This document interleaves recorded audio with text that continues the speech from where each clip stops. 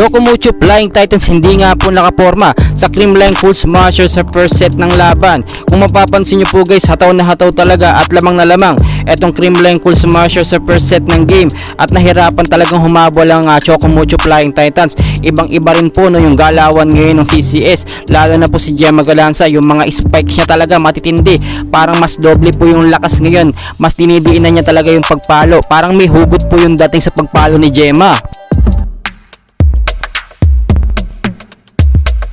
Todo support naman po ang mga fans ng CCS at ng Chocomucho Flying Titans. Talagang puno ang arena at nagsisigawan po no kapag napupunta kay Gemma or kay Dinawang Ambola. Sumuporta din po no itong ating idol na si Alyssa Valdez kasi hindi pa nga po siya nakakapaglaro sa pagkakataong ito.